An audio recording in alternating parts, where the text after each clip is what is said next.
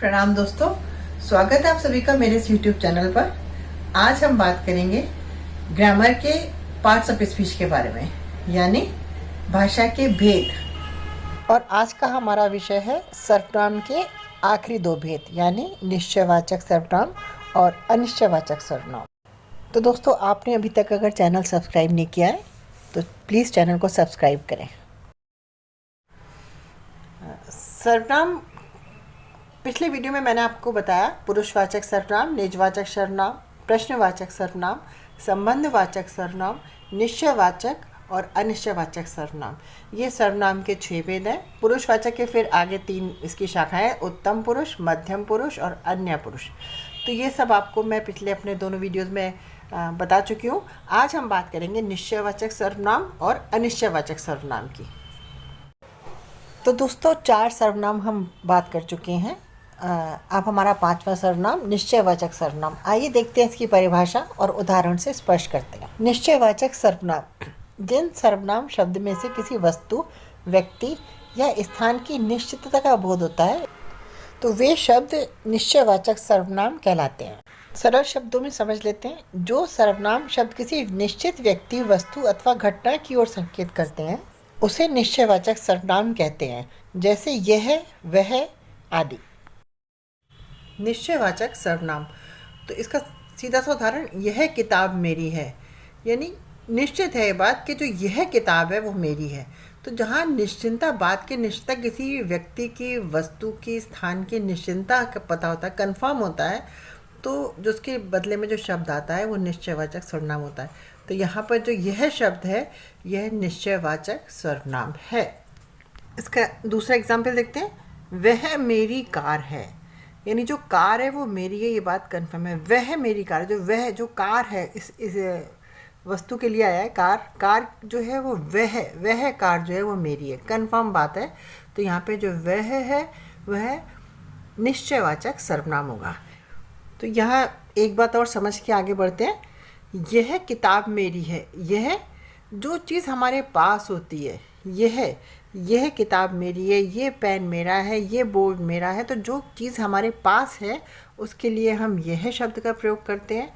वह मेरी कार है, वह जो हमारे पास से थोड़ी डिस्टेंस पर है, थोड़ी दूरी पर है, तो उसके लिए हम वह शब्द का प्रयोग करते हैं। तो यह और वह ये दोनों ही निश्चयवाचक सर्वनाम कहलाएंगे,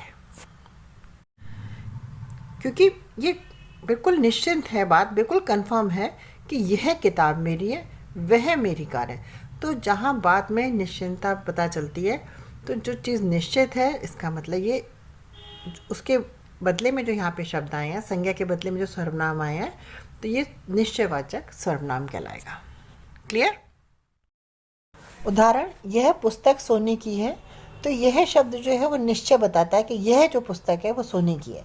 ये पुस्तक रानी की है, यह कार मेरी है, यह एक गाय है आदि। वह सड़क पार कर रहा है, वह बहुत मेहनती लड़का है, वह लड़का बहुत आलसी है, यह एक पर्वतारोही है, यह माउंटेन एवरेस्ट पहाड़ है, यह गाड़ी को बहुत तेज़ चलाता है, जो ऊपर उड़ रहा है वह एक वायुयान है। देखो, ये वही लड़का है जो मरने वाला है।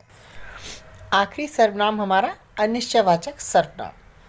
आइए देखते हैं इसकी परिभाषा।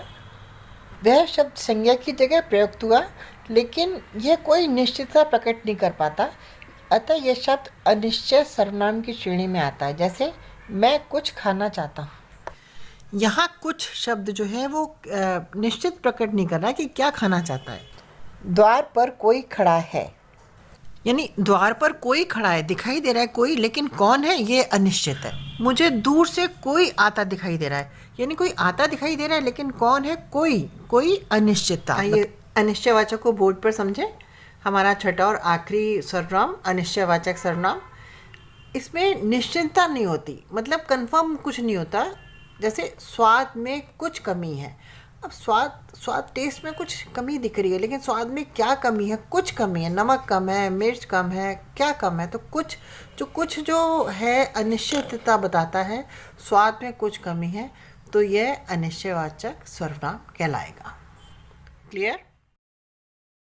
अनिश्चयवाचक सर्वनाम के उदाहरण, कोई आ रहा है, कौन आ रहा है पता नहीं। दरवाजे पर कोई खड़ा है, कौन खड़ा है पता नहीं।